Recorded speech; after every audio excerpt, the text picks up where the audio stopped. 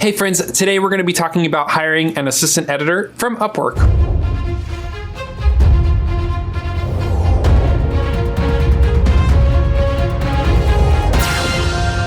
Hi everybody, I am Noah from Hacking Hollywood. I've been working in the film industry here in Hollywood for about 8 years, and I've been video editing since I was about 15 years old. So that puts me at about 15 years experience doing editing. I am working on this Hacking Hollywood channel, that's how you found me, and I need somebody to help me with some videos. So I went ahead and made a post on Upwork, and let me talk you through that process of what I did, what I set up, and we can go from there. All right, so here we are on Upwork. It says, hey fellow creatives, I'm Noah, I manage 2 YouTube channels. I'm looking for an assistant editor, the person to do kind of trimming the fat and cutting stuff down. I already have 90 videos shot, which is a good amount, and 45 of those videos are left for us to edit. They'll download footage from a similar link like Dropbox. In this case, I'm using Google Drive, and they'll upload back to me the project file or an XML so that I can actually look at their edit and see how they did. I did note that I have 15 years of experience and I am also a video editor, but I also noted that I have an always learning attitude and mindset, and I hope they will as well. Real basic requirements here: they have to have access to editing software, have some basic editing skills, they have to communicate well in English, and they have to be organized and follow detailed directions well. So that's the challenge that we're going to be looking at in just a few minutes. Some individuals did well, while others did not do as well. I also noted that I need someone dedicated to meet deadlines in a timely manner. And of course, experience in other programs like After Effects and Photoshop are helpful, and hopefully they're interested in learning about Hollywood, live streaming, and film gear. Attention to detail is very important to me as well, so that's a note. And I asked them to write "I love editing" to put at the top of their proposal. A willingness to sign an NDA, their ability to edit fast, or a willingness to get better and faster. So this is estimated to be about 10 hours a week once I sign somebody on with me. I might even sign multiple people on because of the number of submissions I got, so we'll see. So after I sent this out, I'll show you the list of folks that applied here.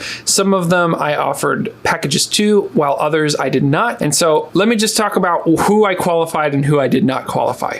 So first off, if somebody did not follow the prompts, they did not put "I love editing" at the top, they were not included in the next step. And when somebody applied, they had 2 questions they have to answer. How many videos are left to edit, which was in my description. They kind of had to figure that out, and the answer was 45 or more. And then my channel is about Hollywood, film gear, and what other subject. A lot of people put corporate streams, which is accurate. I put live streaming, which is great too. And so if those questions were not answered well, then they probably did not make the cut. So I had about 30 submissions that came in, and so I qualified about 20 out of the 30. So 10 of them I decided not to invite to the next step. I offered to hire each one of these editors for 1 hour of work, and I sent them a message like this: "Hi Oliver," or whatever the person's name was.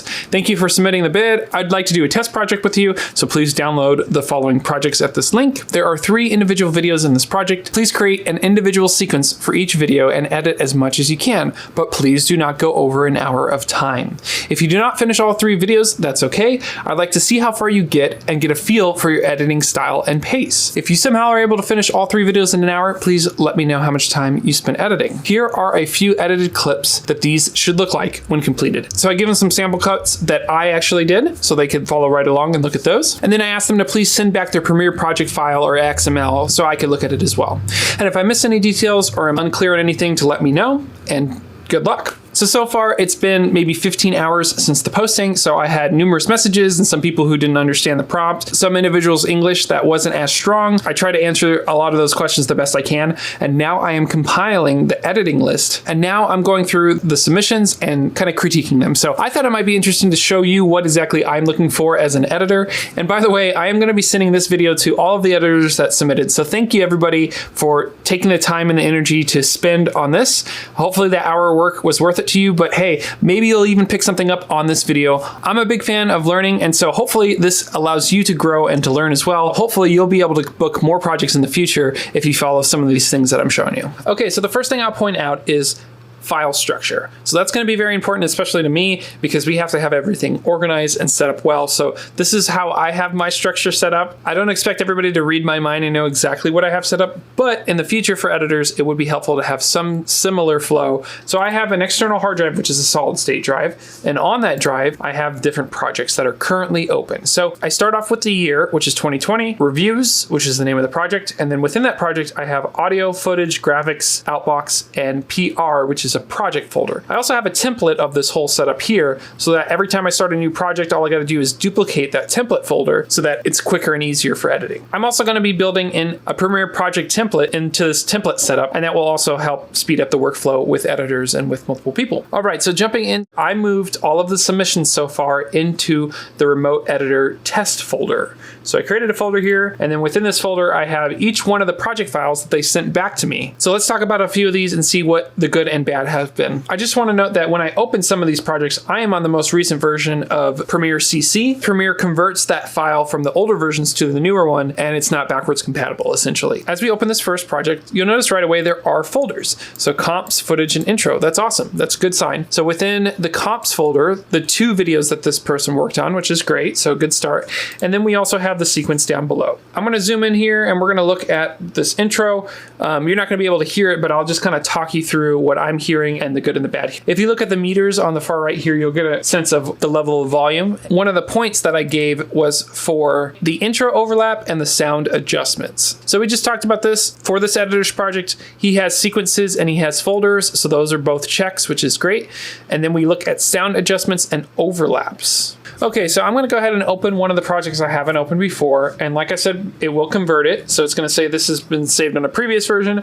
I'm going to hit OK. It's going to save another file right next to the HDMI. And then it's going to say, hey, where are these 2 clips? The editors that are remote save these files somewhere on their computer because I asked them to download them. So that's where that first checkbox comes in. The first box was for no extra communication. And then the second box was for folders. This is what we're checking right now. So what we're going to do is go to locate, and we're going to see where they saved the project in the past. On his hard drive, he has a folder that's projects. He has the footage saved there. So he only really has one folder. He doesn't have a projects folder. It's not within a subfolder.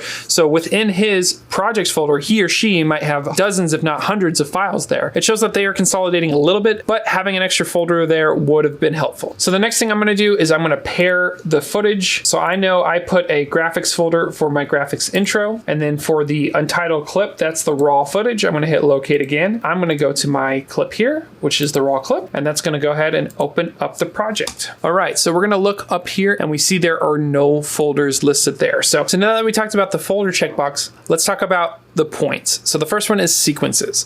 I am seeing if the editor has individual sequences for each project and if they're labeled. It looks like he does have a few sequences here, but none of these are labeled clearly. It's just nested sequence 2, untitled 60. So that's the same name of the original clip. So to have these labeled correctly here would be a huge plus. So that's another box that doesn't get checked. There are no folders in this project either. So unfortunately, there's another check that gets missed. Sound adjustments. So I'm going to go ahead and listen through to see if there are sound adjustments. And I'm also going to try to figure out, this is the first one where there is a nested sequence, which there's one sequence inside of another. So untitled 60 is the top, and then within that sequence is the nested sequence, right? And that is sequence 2 for some reason.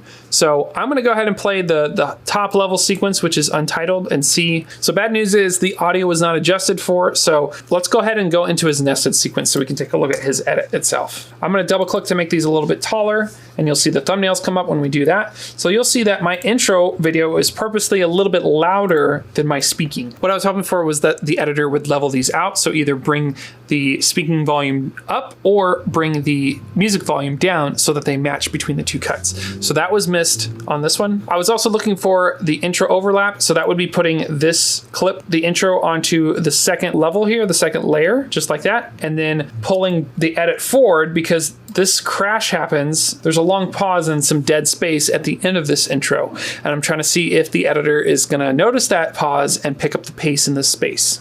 Unfortunately, this editor also missed that portion of it as well. Okay, jumping back over, we talked about sequences, folders, sound adjustments, and overlaps. So far, we're missing all of these for this particular project. Now, we're also going to be looking at the pace next. So now we're going to be looking at the pace of the entire sequence, and I can tell you right away, there are not a lot of cuts. There is dead space here, and this sequence was not well edited. Unfortunately, this is not a pass. So hopefully that gives you a better idea of what I am looking for as an editor for an assistant. I am looking for organized projects with folders where everything is clearly labeled, just like in this example. This is a great one. I'm looking for the overlap edit, which also happens in this one. And I am also looking for adjustments of the sound so that everything is leveled out and even. I'm also seeing if anybody did any color correction, which is kind of the icing on the cake. So I'm going to be going through the rest of these submissions. I'm also going to be looking at the pacing of the whole sequence to see how much of the fat they were able to cut out of these sequences to help speed up the pace of these videos. So hopefully you found this video helpful. If you're one of the editors that applied, thanks for trying again, and hopefully this helps you improve your workflow with editing. If you want to learn more about editing, check out my Edit Like a Ninja playlist, where we'll talk about how to edit audio,